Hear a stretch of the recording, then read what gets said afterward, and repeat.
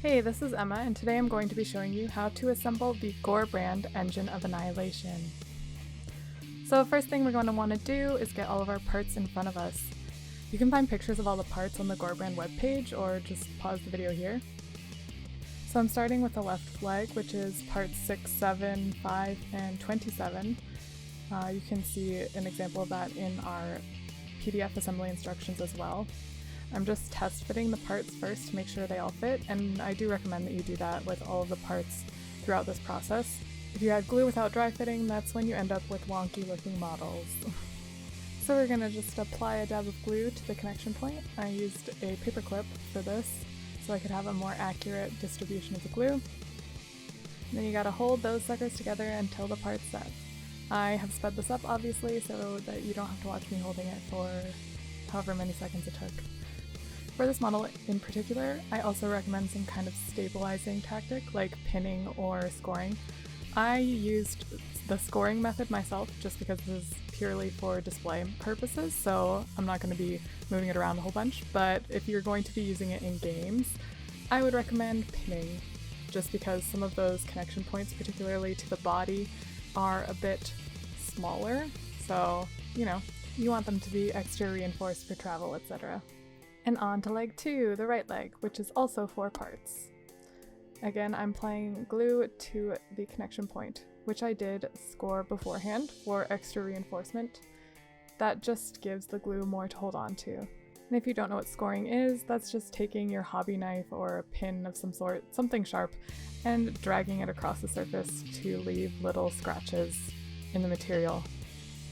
I also find that it helps the glue to set a bit faster, which is nice if you're an antsy person like me.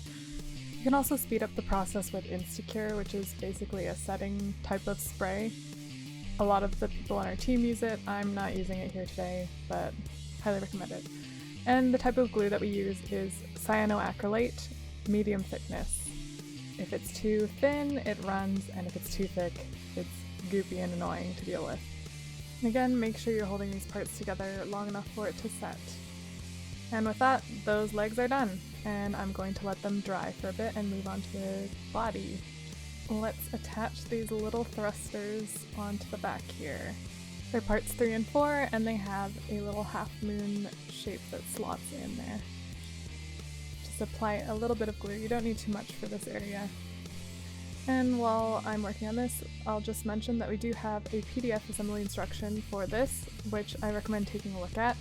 I am not following it in this video because of the way that I assemble. So you'll see in this next part, I'm going to move on to the base. So if you are following the PDF assembly instructions, this is where it will take a detour.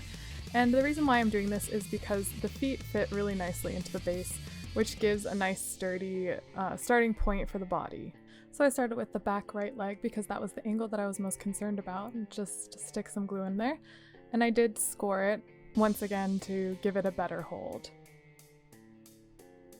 And hold her in there. I would recommend giving this a bit of time to dry. I let it sit for about a minute before you attach these next 2 parts so that it's not moving during the process. And of course, dry fit, dry fit, dry fit! So taking the left leg, I scored that connection point that I'm now holding together, and I also scored at the bottom of the foot. Those would be good points to pin if you're going to go the pinning route. And please make sure to let these dry before doing this next step, because you will be very frustrated if it starts falling apart because it hasn't fully cured. Been there, done that on other models, nearly lost my mind, so I learned from my mistakes.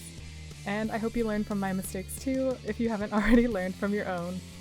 As you can see, I'm holding it so that both connection points are secure, and I held it for quite a while so that it would have a sturdy hold.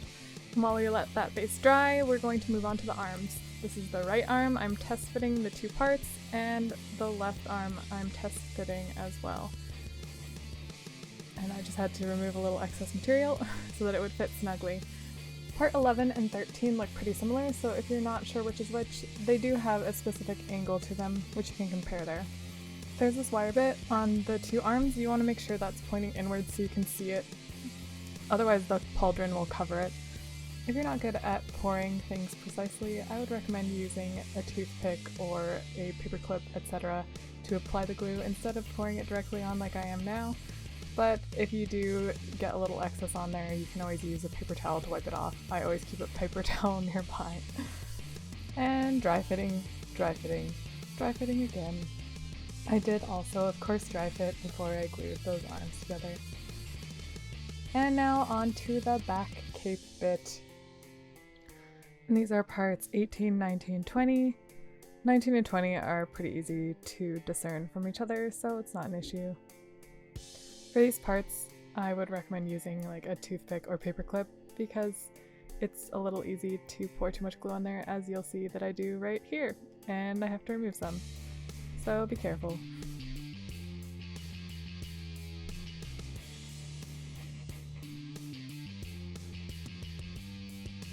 And if I were painting this, I would not attach this to the body yet. If you attach it before painting the back of the legs and the body, it's just hard to get in those little nooks and crannies.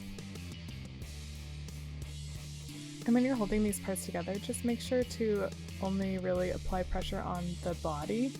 You don't want those legs to pop out. It should have dried by now, but you know, be careful. And the pauldrons are next. The horns are specific to the pauldrons, but the pauldrons themselves, it doesn't really matter which arm you put it on. If you're super OCD about it, you can look at the assembly instructions and compare the ridges, and you'll see which one goes where. For these horns, it's very important that you remove all the excess material on the base that connects to the pauldron. Otherwise you're not going to have a snug fit and you'll have a bit of a gap that isn't too nice looking. It's fixable, but if you want less work in the long run, make sure it's clean and fits nicely before you apply the glue.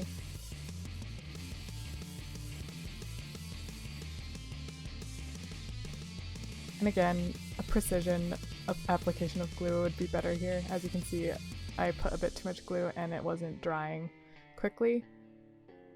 Dry fit that little ball joint. Nice. And on to the chassis, or however you pronounce it. So it's got 4 additional horns that we gotta add on there. Dry fit them for sure because it's easy to confuse which one goes where, and then you'll get those gaps. There's also some additional material that we have on the chassis in between the horns, which is pictured to the top right there. That's just to give the horns some additional stability and avoid mold shifts, flash, and any other kind of issues that you run into with hand casting resin. I'm pretty excited that we have this new method because it keeps those horns looking really nice and smooth. It's also really easy to remove and kind of satisfying, like one of those soap cutting videos or like the slime. Someone please turn that into a video. That would make me so happy. Back to the model. So you can see I'm kind of struggling here, which is an example of why you need to use a little tool to apply the glue in a more thin, even layer. And you'll see that I use the paper clip with this next horn and have a lot easier time. It takes a lot less time to dry when it's applied in an even layer. And while the glue is sitting on those horns, we will do the head. So make sure that it fits nicely before you apply the glue. And these are parts 15 and 16. Next I'm going to be putting the arms on the body, and I did score those connection points once again to give it a sturdier hold. Assembling under a camera is a little bit awkward, so it's hard for me to show you the exact angle, but like I mentioned before with the back cape, you want to make sure that you're applying pressure to the opposite side of the body. So you see I'm using my pointer there instead of pressing on the legs and other small bits that could pop off if you press too hard on them. And again, I did score these off camera. And that's with all the arms. And next we're going to put the chassis on top. For this, you want to make sure that you get the glue all in along the edge there to give it a secure hold. Because of the large amount of area that this piece covers, you want to make sure that you clean this well too before you start applying glue. Especially if you apply a lot of glue under there, it's going to be super hard to remove it if you do mess up. And now the head. This is quite easy. I did dry fit before, but it's pretty easy to just kind of jiggle it around once the glue is in there until you find the right angle. And then hold. And make sure you give time for it to dry before putting these pauldrons on. Like I mentioned before, it doesn't really matter which side it goes on because it's a ball joint, it fits in either one, but you can look at the assembly instructions if you really want to make sure that it's the correct one. And another point is that this is where you'd want to paint the arms before you actually attach the pauldrons. And again, I'm only really applying pressure on the body. I'm just using the legs to kind of support it with my other fingers, but there's no pressure being applied because I don't want them to pop off. I did give them time to dry, but you never know. You don't want to be pressing really hard on those. And last, before our weapons, this little loinclothy piece. One thing to remember is that he is taking a step forward, so you do kind of want it at a slight angle to give it a more natural look.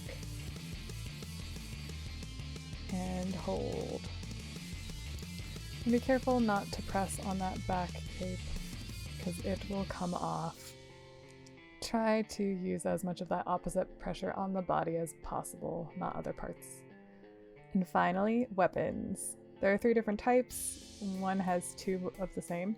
I'm partial to blades, though, so I am going with this saber looking thing. But I do have plans to magnetize this later so that I can switch out all of the weapons, which I highly recommend all of you do. It makes it a lot more fun and more usable for various tabletop games. I'm just going to use a hand drill and drill a little hole in there and pop a 2mm magnet in. You could also use a 1mm. Another thing to note about this model is that a lot of the parts are interchangeable with the corpse bearer version of this. So if you magnetize the head, the pauldrons, chassis, the weapons, you can switch them between the two. And we're done. I hope you have a great time with this model.